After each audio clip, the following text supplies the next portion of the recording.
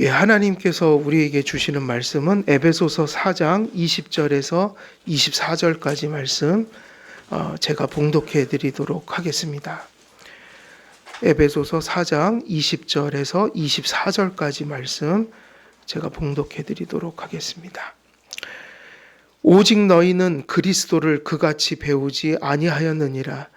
진리가 예수 안에 있는 것 같이 너희가 참으로 그에게서 듣고 또한 그 안에서 가르침을 받았을진데 너희는 유혹의 욕심을 따라 썩어져가는 구습을 따르는 옛사람을 벗어버리고 오직 너희의 심령이 새롭게 되어 하나님을 따라 의와 진리의 거룩함으로 지으심을 받은 새 사람을 입으라. 아멘. 예, 오늘 본문 말씀은 23절에서 24절 또 이어갑니다. 우리가 지금 본문 말씀은 세 가지 부정사가 그 초점이 맞추어져 있다고 했고, 그 세 가지 부정사가 명령법이라기보다는 하나님께서 우리에게 베푸신 그 은혜의 결과로서 나타나는, 그래서 하라 얘기하기 전에 하나님께서 내가 너희들을 그렇게 만들었다. 너희들은 그런 존재다. 그러니까 그렇게 살아라. 이렇게 나간다고 했어요. 그래서 하나님께서 또 성경에서는 항상 명령법이라는 게 어디서 오는 거예요? 직설법에서 오는 겁니다. 명령법으로 시작할 수가 없어요. 무얼 하고 무얼 안 하고 이런 일들은 우리 존재가 바뀌고 하나님의 은혜가 우리를 붙들어 준 결과로서 우리는 받은 만큼 무얼 하기도 하고 또 무얼 하지 않는 일들을 순종하기도 하는 그런 역사가 일어나는 것이에요. 그래서 우리들의 교회이든 개인의 삶이든 우리가 예수 믿고 곧 나타난 그것이 하나님께 받은 어찌 보면 그 결과고 그게 우리의 전부일 수 있다는 거예요. 우리는 받은 만큼 하나님께 무엇을 나타낼 수 있다는 거예요. 그래서 우리는 하나님께 무엇을 하고자 해야 하고 무엇을 하지 않기 위해서 이 어두운 시대 속에서 참 분투하지만 그 분투조차도 주님이 마음을 주시지 않으면 할 수가 없는 것이어서 하나님 앞에 내가 무엇을 하고 안 한 것을 우리가 공로 삼거나 자랑할 수 없고 또 우리가 무엇을 하고 안 하는 그 고된 삶을 하나님께 불평할 수가 없는 거예요. 왜냐하면 그런 고된 삶 자체가 주님이 불러주시지 않으면 감당할 수가 없는 겁니다.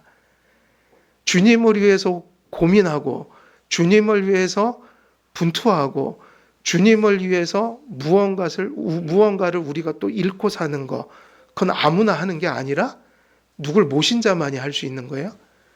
주님을요. 그러니까 그 삶을 주신 은혜를 감사해야지 그것이 공로가 될 수 없고 고단한 신앙의 삶을 살면서도 그런 삶 자체가 기독교인의 실존이기 때문에 왜 하나님 저에게 이런 어려움을 주냐고 우리가 하나님께 함부로 원망하고 불평하는 거, 이것 자체가 은혜를 알지 못하는 거예요. 다 감사할 겁니다. 그래서 성경에서는 좋은 것도 감사하고 심지어는 기독교인이기 때문에 겪는 어려움도 감사해야 한다. 왜냐? 믿었기 때문에 오는 어려움인 걸 알기 때문이죠. 내가 예수를 안 믿었다면 죄짓고 세상의 그 허망한 것을 따르느냐고 고난을 받았을 텐데 선한 것을 위해서 내가 십자가 지고 가는 게 그거는 내 힘으로 내가 하고 싶다고 할 수 있는 게 아니라 주님이 허락하셔야만 또 은혜를 베푸셔야만 가능한 것이다. 그래서 기독교인의 생활 본질을 그렇게 요약해 버리셨잖아요. 너희가 나를 좇으려거든 어떻게 해야 한다? 자기를 부인하고 자기의 욕구와 부패한 본성을 따라 원하는 걸 하는 게 아니라 주님이 부르신 길이 좋기도 할 때도 있고 싫어질 때도 있지만 그게 주님의 길이어서 나를 부인하고 오늘도 져야 할 십자가 지고 가는 게 그게 제자도다. 그래서 그게 구원받은 삶이라고 요약을 해버리신 거예요. 그러니까 예수님 믿어서 좋은 것을 받는 것은 뭐 말할 수도 없고, 예수님 믿기 때문에 어려움을 당한 것은 불평할 일이 아닌 것이죠. 그래서 이 모든 것을 감사해야 하니 성도들의 삶 속에는 버릴 것이 있다 없다? 성도들의 삶 속에는 버릴 것이, 이건 버리고요. 죄는 버리고 하나만 빼고요. 죄가 아닌 이상 내 의지로 되지 않는 맞이할 수밖에 없는 모든 죄만 빼고 이 모든 것 중에는 버릴 것이 사실은 없어서 지나고 나면 그게 다 하나님께서 나를 인도하시는 손길이요, 수단이요, 과정이다. 그래서 우리가 지난번에 교리문답학교에서 뭐 수단이니 과정이니 뭐 이런 얘기를 드렸잖아요. 그래서 감사하되 우리의 감사는 어떤 감사라고 말씀을 드렸습니까? 기독교인의 구원론적 감사는 무슨 감사라고 말씀드렸어요? 무슨 감사죠? 그냥 데살로니가 전서에 있는 대로 범사의 감사. 범사라는 말이 무슨 뜻이에요? 그냥 무릇 범자잖아요. 다 감사하다. 그냥 그게요. 범사의 감사. 성경은 다 쫙 이렇게 모든 것들이 통일성을 가지니까 왜 범사의 감사인가? 우리가 우리의 삶을 다 해석할 수는 없어도 궁극적인 건 안다. 우리 삶의 맥락은 알고 산다. 그 맥락이 뭐냐면 모든 것이 합력해서 선을 이룬다. 그래서 성도님들은 근시안적인 삶을 살면 안 되고요. 어떤 삶을 살아야 돼요? 거시적인 안목. 지금 딱 편한 거를 선택하는 게 아니라 거시적인 안목. 거시적인 안목은 항상 누구의 말씀 속에 있는 거예요? 하나님. 새들 중에도 정말 눈이 좋은 새가 뭔가요? 독수리. 독수리는 천리를 본대잖아요. 하늘에서 먹잇감을 보고 하늘에서 내리꽂아서 그 먹이를 가로채는, 멀리 내다보고 사는 새가 독수리예요. 높이 나는 새가 멀리 내다볼 거 아니에요? 독수리 같이 살아야 된다. 그러니까 뭐 성경에도 독수리 날개치던 뭐 그런 말씀도 있는 것 같아요. 그래서 지금 눈앞에 있는 것이 전부가 아니에요. 우리의 뭐 환경, 우리의 무슨 여건, 지금 나의 상황, 지금의 관계, 이게 전부가 아니라 항상 우리가 알 수 없는, 그 하나님이 무슨 하나님입니까? 창조의 하나님이잖아요. 무에서 유를 만드신다. 없는 것 가운데 있는 것을 만들고 말아버리신다. 그래서 성도들이 인내하는 이유가 뭐냐면 기다리고 또 기다리다 보면 지금 있는 것이 뭔가 바뀌어져 버린다. 모든 게 다요. 환경도 그렇고 관계도 그렇고 다 지켜볼 일이에요. 기다려볼 일이에요. 밥을 뜸을 들이듯이 뜸을 들여볼 일이라는 거예요. 그래서 여러분들이 가정생활, 직장생활, 교회생활, 이 모든 것을 무슨 생활 속에서 해야지 맞아요? 신앙생활로 해야 된다고요. 더군다나 교회 일은 더욱더 무슨 생활로요? 신앙의 마음으로. 살아가는 건 다 결핍되고 모순되고 문제가 있고 기다려보면 그게 다 좋은 거로 바뀌어버립니다. 심지어는 그런 일도 너무 많아요. 원수인데, 사람이 원수인데 그 원수가 나를 살려주는 일이 벌어지는 거예요. 저놈 죽여버리고 싶다 이러고 살았는데 어느 날 물에 빠지니까 그 사람이 나를 건져줘 버리는 거예요. 야, 원수가 나를 살렸네. 성경에 보니까 에서를 죽이려고 했던 사람이 누굽니까?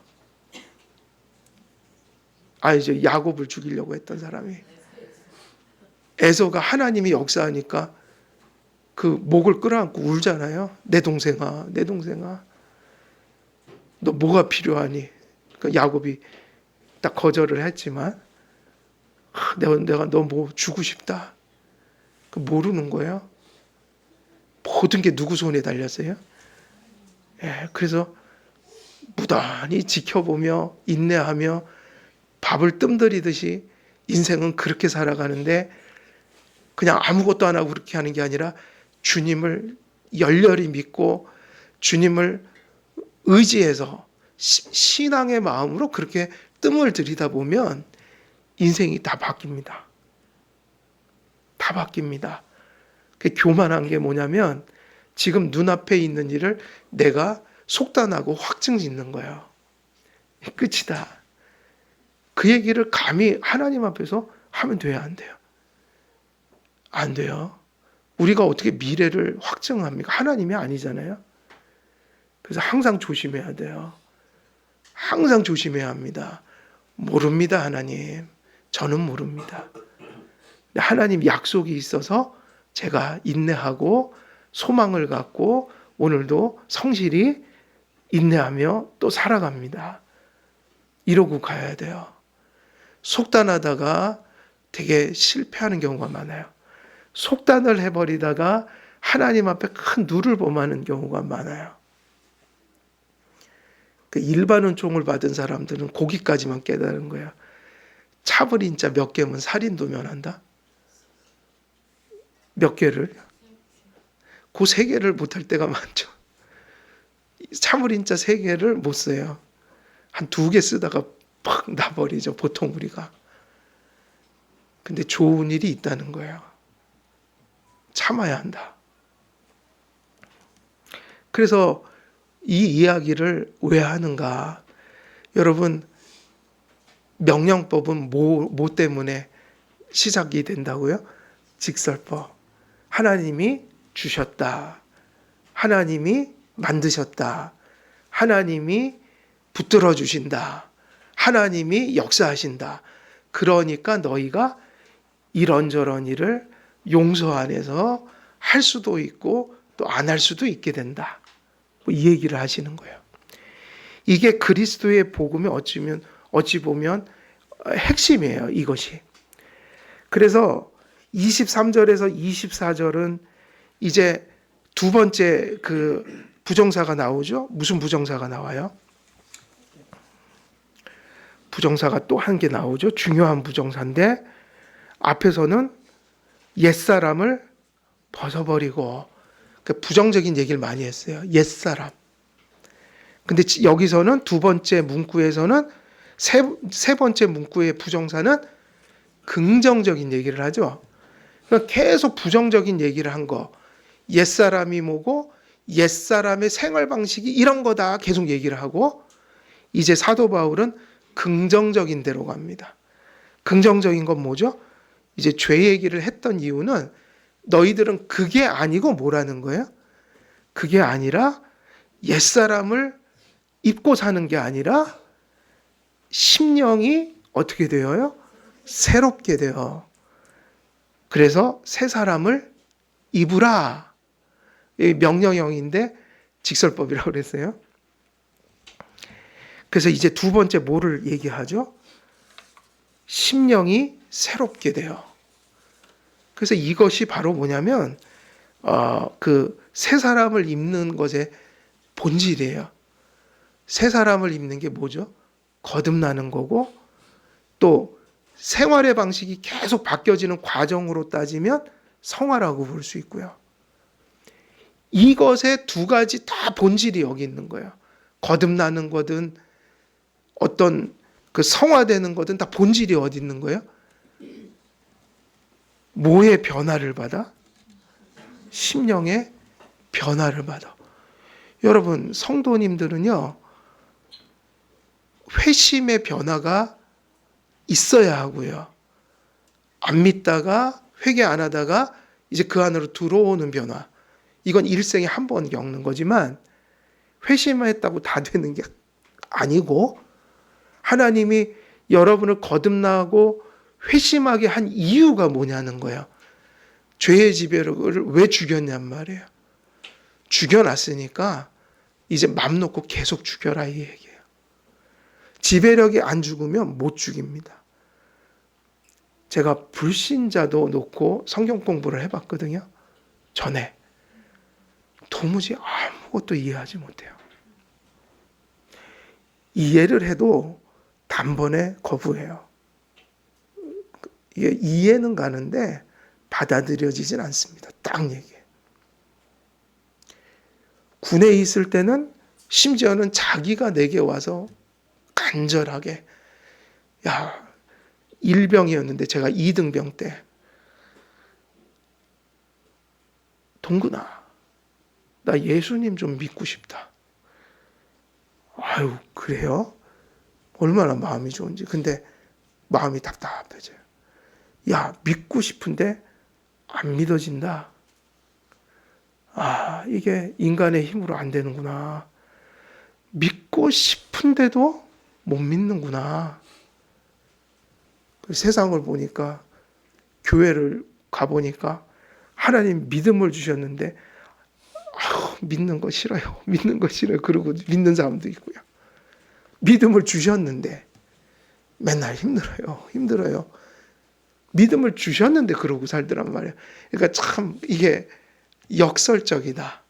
어떤 사람은 믿음을 가졌는데 믿음의 가치를 모르고 살아가고, 이 사람은 믿고 싶어갖고 미치겠는데 믿어지지를 않고, 야, 이게 이 사람도 복을 받은 건 맞는데 이게 잘못된 거다. 이 사람을 보니까 이 생각이 드는 거예요. 아, 믿음을 주셨으면 이 사람을 보니까 그 믿음이 너무 귀한 거다. 어떤 사람은 믿고 싶어도 못 믿는데 예수가 피 흘려서 그 믿음을 주셨는데 왜 감사하지 않고 살까? 이건 정상이 아닌 거잖아요. 그죠? 믿음을 줬는데 그 믿음이 싫은 거예요. 또 그게 감사한 걸 몰라요. 근데 뭐가 정상이죠? 이 사람은 잠든 사람이고, 이렇게 비교하면 안 되고, 야, 이 사람은 믿고 싶은데도 못 믿는구나. 그러니까 야, 우리에게 주신 믿음이 얼마나 대단하고 감사한 건가. 주님이 내가 뭐길래 저 사람처럼 내버려 두면 나도 예수를 안 믿었을 텐데, 예수님을 믿게 해주신 은혜만으로도 내가 일평생 감사할 제목이 있다. 그래서 이 새 사람을 입으라. 거듭나고 그리고 성화된다.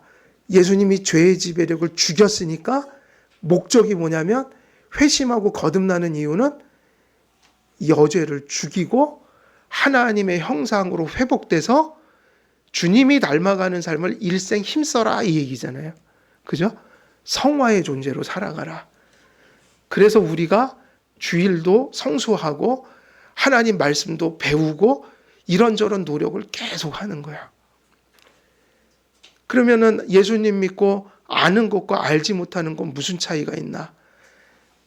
예수님 믿고 구원받고 아무것도 안 하면 구원받긴 했어도 아무것도 할 수가 없습니다. 우리 인생이 복잡하니까요. 죄악과 인생의 역경과 인생사가 모순되게 막 돌아가면서 우리에게 어둠처럼 다가오니까 성경 말씀 교리를 깨달은 만큼 하나님도 생각하고 섭리도 생각하고 구원도 생각하고 내세도 생각하면서 우리에게 직면한 문제들을 뭔가 대처할 수 있게 된다. 그래서 성경 공부를 하는 것과 성경 공부를 하지 않는 것의 차이가 있어요, 없어요? 있죠. 그래서 어떤 사람들은 그렇게 얘기해요. 예수 믿고 구원 받았으면 되지 또 뭐를 하라는 거야? 말도 안 되는 소리예요. 갓난아기로 태어나면 자라야 될 것 아니에요? 직면해서 대처를 해야 될 거 아니에요? 우리가 성경 공부하고 계속 성경을 알아가야 되는 이유는 세상이 만만치가 않기 때문이에요. 그래서 깨달은 만큼 해석하고 사는 거죠. 이런 거구나. 이래야 되는구나. 이럴 때 하나님 뜻은 이런 거구나. 이래서 나에게 이런 일도 일어날 수 있구나. 이럴 때는 이렇게 해야지 우리가 넘어지지 않는 거구나. 이러한 삶의 대처를 할 수 있는 것은 성경이 정립된 것만큼 살아가는 거예요. 그래서 구원받았다고 다 되는 게 아니고요. 구원받고 성경을 알아가야 하는 겁니다. 그래서 디모데가 모든 성경은 하나님의 감동으로 된 것으로, 그리고 뒤에 이런 것 하면서 결국 하나님의 사람을 세우고 양육하고 교육하기 위함이다. 그렇게 얘기했다고요. 그래서 우리는 심령의 변화를 회심할 때 경험했지만 사실은 일생 동안 매일매일 우리의 과제가 뭐죠? 일생 동안 매일매일의 과제가 하루하루 주어집니다. 우리는 아무리 매일매일 변화도 또 내일 뭐 해야 될 게 남아있는 거예요? 이 심령이 변화돼야 합니다. 여죄가 있고 옛사람의 생활 방식을 그리워하기 때문에, 그리고 매일매일 세상의 풍속 속에 그냥 잠겨서 살잖아요. 이 문화 속에. 그래서 우리가 이 심령의 변화를 매일매일 경험해야 돼요. 그래서 오늘도 회개 시간이죠. 저도 그렇게 기도했습니다. 주님, 마음의 변화를 허락해 주옵소서. 죄사함도 주시고 오늘도 예배 드릴 때 제 못된 마음이 변화되게 해 주옵소서. 그래서 계속 바뀌어야 합니다. 언제까지 바뀌어야 돼요? 죽을 때까지요. 그런 분이 계시더라고요. 우리 합신에 훌륭한 목사님 계신데 또 그 목사님 배후에는 또 훌륭한 어머님들이 많아요. 근데 훌륭한 아버님들보다는 어머님들이 많더라고요. 다들 그래요. 엄마가 나를 위해서 기도를 많이 했대고 그러지 아빠가 기도를 했다는 소리 많이 못 들었어요. 역시 어머니가 좀 사랑이 크긴 한가 봐요. 그러면서 그 어머님들이 돌아가시기 직전까지 뭔 회개할 게 있다고 누워서 병석에서 하나님, 이 죄인 용서하옵소서, 이 마음을 새롭게 해주옵소서, 그러면서 돌아가셨대요. 그러면서 어머니가, 그분은 너무 구원의 확신이 분명해서, 야, 그 며칠 전인가 몇 달 전인가 또 한 번 편찮으셨는데, 야, 내가 하나님 나라 왔냐 그러시더래요. 어머니 아직 안 가셨어요. 그리고 몇 달 뒤에 나 이제 간다 그러시더래요. 그러면서 기도하고, 훌륭한 어머니죠. 죽을 때까지 뭐 해야 합니까? 심령의 변화를 받아야 돼요. 근데 우리가 희망이 있는 게 뭐냐면요, 이미 회심하고 거듭나서 변했단 말이에요. 변한 존재니까 변화라고 하는 거라고요. 이해되십니까? 직설법, 명령법. 이것이 정말 중요하다. 우리는 계속 변해야 해요. 그래서 항상 뭐를 살펴야 합니까? 우리 자신을 살펴야 합니다. 하나님, 오늘도 제가 뭐가 바뀌어야 하나요? 주님 보시기에. 너무 자신만만한 사람은 안 바뀌어요. 이게 되게 큰 문제예요. 신앙적으로, 도덕적으로 내가 괜찮다고 하는 사람들은 안 바뀌어요. 이 교회에서 가장 큰 문제 덩어리예요. 괜찮다, 내가. 변할 것 같아요? 안 바뀔까요? 이런 사람이 바뀌죠. 아유, 하나님, 제가 죄인의 괴수입니다. 오늘도 하나님, 주님 앞에 뭐가 부족한가요? 근데 사람은 정상적인 사고를 하면 이렇게 돼요. 은혜를 받고 정상적인 사고를 하면 누가 보이기 때문이에요? 하나님 앞에서 코람데오. 누가 보여요? 내가. 그래서 자꾸 생각하는 거예요. 생각하는 거, 말하는 거, 행동하는 거, 결정하는 것들을 자꾸 살펴요. 하나님 도와주세요. 하나님 도와주시지 않으면 제가 또 잘못된 결정을 내립니다. 인생 살면서 자꾸 나이가 들어가면서 제가 20살 이후로는 제일 힘들었던 게 뭐인 것 같아요? 20살 이후로 지금 50까지 지금도 계속 그 일이 벌어져요. 목양을 해가면서 더 큰 어려움들이 와요. 그게 뭐인 것 같아요?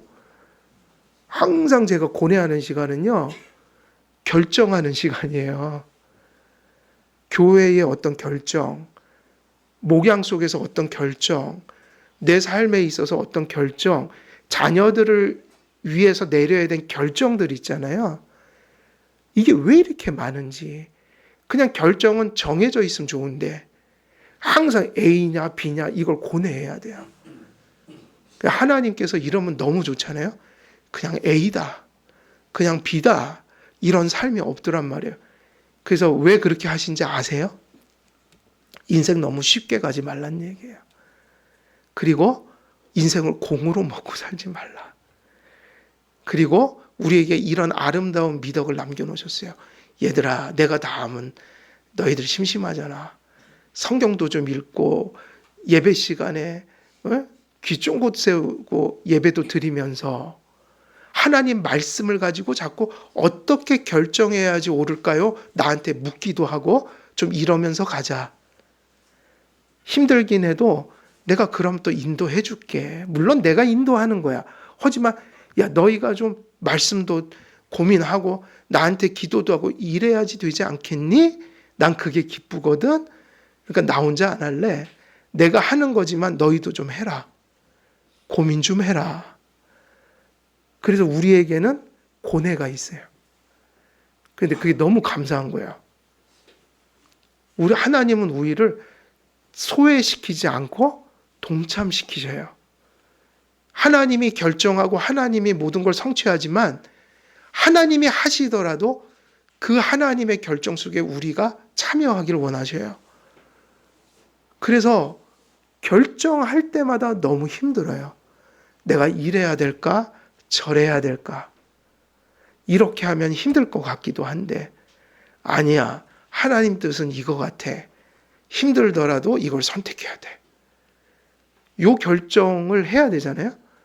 근데 이게 고뇌예요, 고뇌. 아주 고문이에요.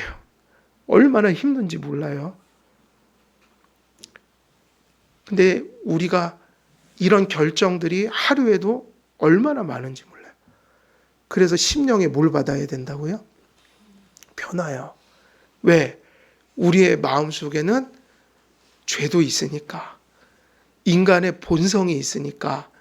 하나님 뜻이 아닌 인간의 것을 선택할 때가 많으니까 자꾸 하나님께 묻게 된다고요. 하나님, 인본주의적으로 생각하지 않게 도와주세요. 인간적인 결정 안 하게 도와주세요. 하나님, 저 붙들어 주시지 않으면 또 잘못된 결정을 내릴 겁니다. 그래서 큰 낭패를 보게 될 겁니다. 무섭습니다, 하나님. 바른 결정 내리게 도와주세요. 가정을 위해서, 자녀를 위해서, 내 자신을 위해서, 또 내가 다니는 직장을 위해서, 또 교회를 위해서 하나님, 하나님이 원하시는 그 뜻이 뭡니까? 바른 결정할 수 있도록 좀 도와주세요. 모호하게 거기까지밖에 깨달을 수가 없어서 거기까지 하나님 생각하다가 결정하더라도 하나님 함께 해 주옵소서. 그래서 바른 길 가게 해 주옵소서. 이 고민을 매일매일 하는 때가 많아요. 이게 얼마나 중요한 겁니까? 그러기 위해서 뭐가 바뀌어야 된다고요? 내가 바른 결정하고 살기 위해서 심령이 변화가 되어야 된다고요.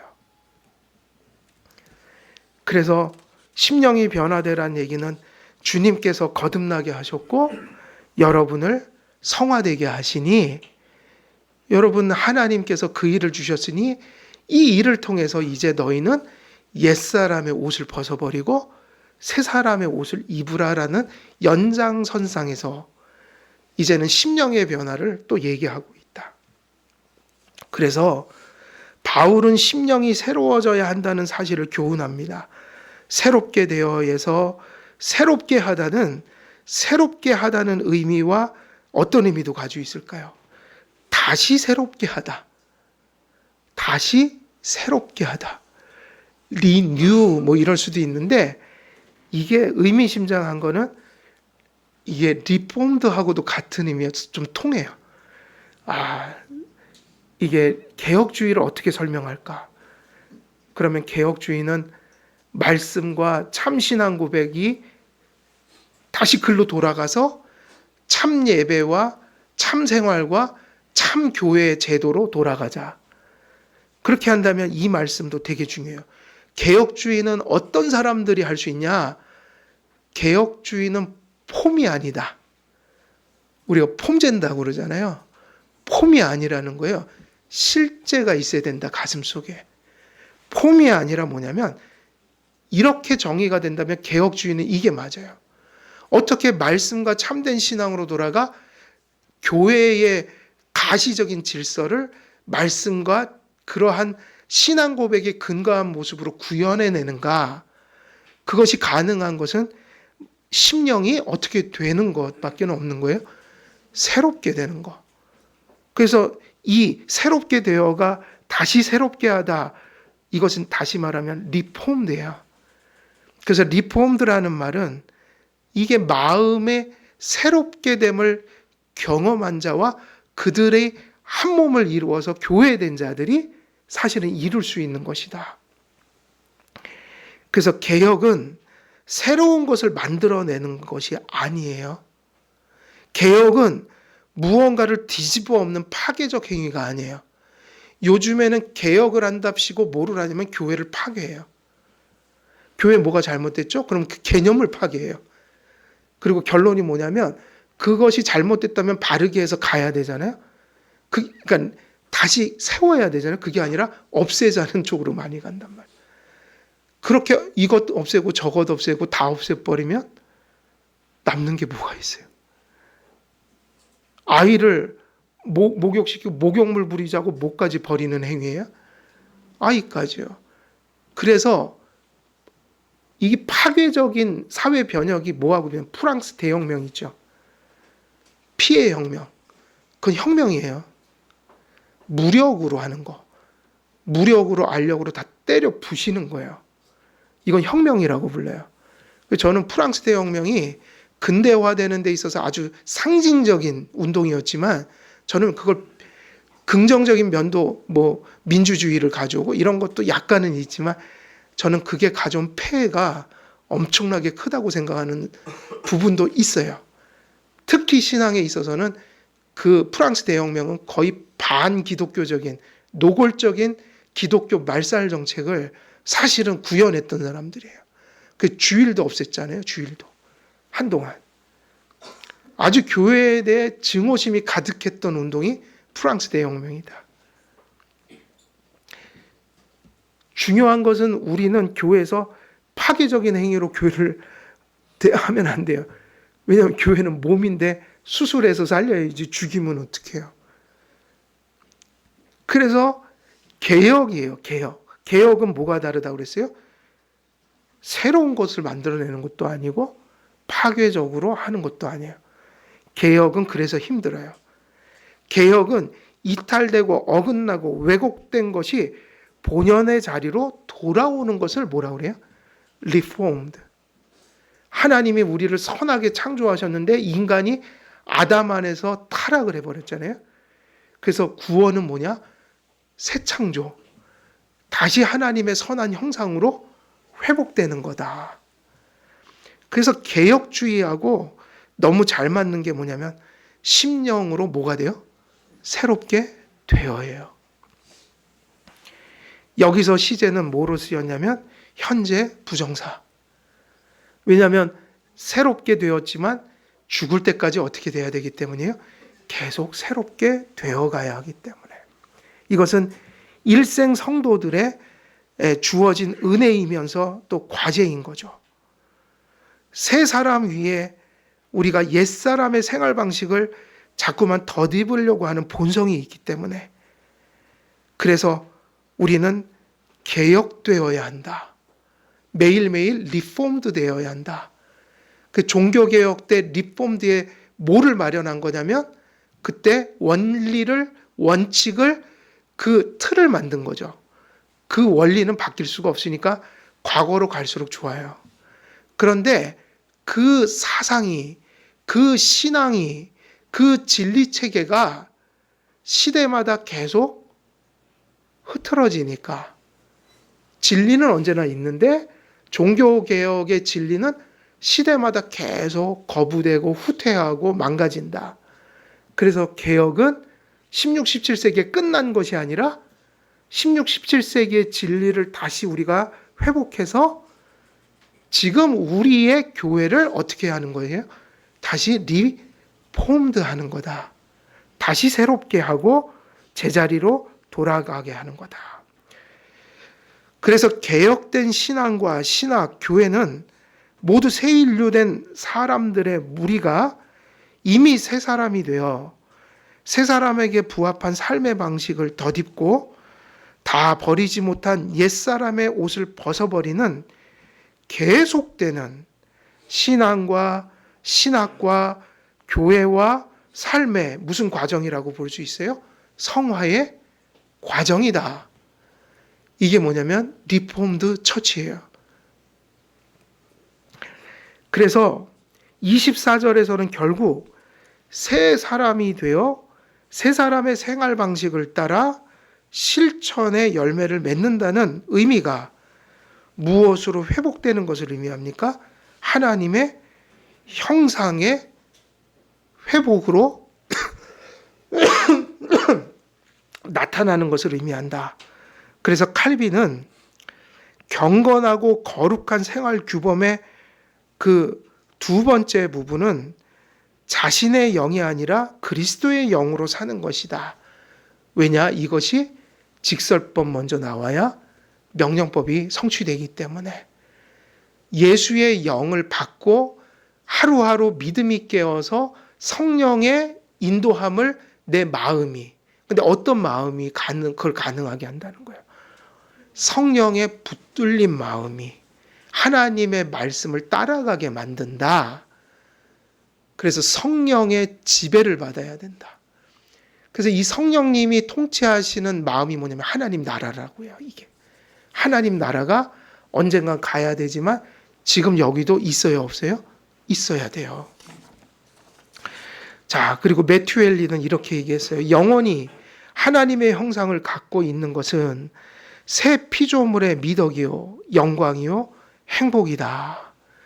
뭐 주님을 닮아가고 또 주님의 길을 따라가려고 하다가 고민하고 어쩔 땐 엎어져서 애통해하며 회개하고 이 모습 자체가 다 아름다운 거예요. 이게 다 아름다운 거예요. 왜? 이것이 새 사람이 되었다는 증거기 때문에. 신자의 생활 가운데 하나님의 형상의 회복의 특징들이 조금 더 나타나지 않는 일이 불가능하다는 거예요. 불신자에게는 나타나지 않아요. 근데 성도에게 이게 전혀 나타나지 않는 건 가능해요? 불가능해요? 미숙할 수는 있어도 나타나지 않는 건 불가능한 일이에요. 예. 그 다음에 이제 무슨 말씀을 하죠? 너희는 심령이 새롭게 되어, 그 다음에 이제 24절로 가면 하나님을 따라 의와 진리의 거룩함으로 지으심을 받은 새 사람을 입으라 그랬는데 결국 새 사람을 입으라 이 얘기도 새 사람 되어 새 사람의 생활 방식을 따르라. 근데 이 새 사람의 생활 방식은 본질이 뭐였죠? 옛 사람의 생활 방식의 본질이 뭐였죠? 유혹의 욕심, 썩어져가는 구습을 따라 사는 거. 근데 새 사람의 생활 방식은 뭐로 본질이 규정돼 있어요? 의와 진리의 거룩함으로. 이게 누구를 따른다고 그랬죠? 하나님을 따라 그랬죠. 이게 사실 뭐냐면 하나님 형상이에요. 이게 하나님을 따라, 그를 닮아. 우리도 하나님을 닮은 뭐가 나타난다.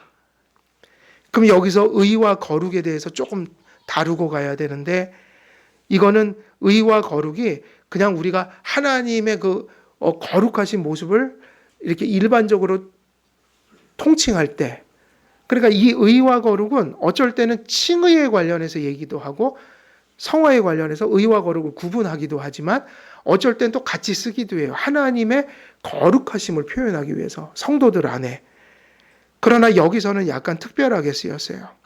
그 헬라어의 용례를 보게 되면 칼빈이나 많은 주석가들이 헬라 시대에 바울이 복음 전하던 시대에 의와 거룩을 사용하는 더 구체적인 용례들을 살펴보면 의와 거룩은 약간은 다른 성격의 것을 가르치고 있다. 그럼 어떻게 이거를 가리키냐면 의는 누구를 향한 덕을 의미할까요? 의는 보통 사람을 향한 덕. 그리고 거룩은요? 하나님을 향한. 그래서 이게 십계명 두 돌판의 요약이잖아요. 첫 돌판은 누구를 향한 사랑? 하나님. 두 번째는 인간을. 그래 이게 단지 인간적인 것을 의미하지도 않고 단지 하나님께만 속한 것도 아니라 하나님께 바로 서서 인간을 사랑하는, 그리스도 안에서 인간을 사랑하는. 그래서 우리가 사람을 사랑할 때 항상 이걸 잊으면 안 돼요. 그러지 않으면 또 인본주의가 돼요. 우리가 항상 신앙생활하고 교회 생활할 때 누구 안에서 인간 사랑해야 돼요? 하나님 안에서. 그래서 인본주의적인 사랑이 아니라 신본주의적인 사랑을 해야 돼요. 그런 의미에서 바울은 의를 사람을 향한 덕, 거룩을 하나님을 향한 덕으로 지칭했고, 칼빈은 그런 의미에서 거룩을 몇째 돌판에다가 적용했냐면 첫 돌판에다가, 의는 두 번째 사람을 향한 인간의 도리 사랑에다가. 근데 이 둘은 분리되는 게 아니라 언제나 첫 돌판에 대한 신앙과 사랑이 인간 사랑으로 구현되는 것이다.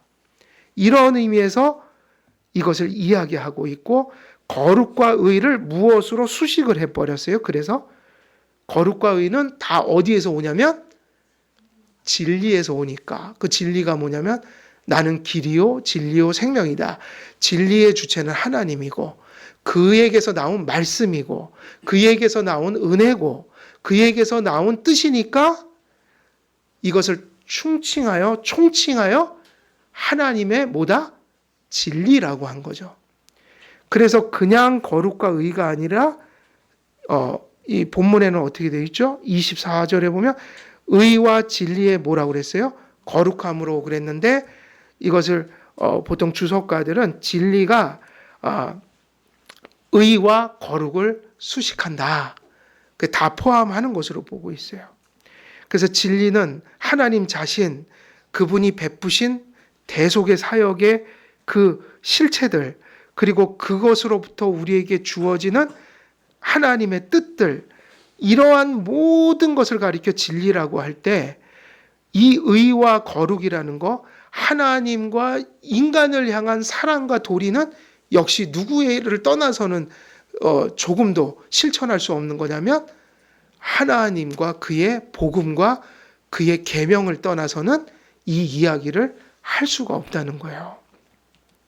그래서 여러분, 우리가 하나님 앞에 온전한 삶을 살기 위해서는, 이런 결실을 맺기 위해서는 사실은 이 하나로 이제 귀결이 돼요.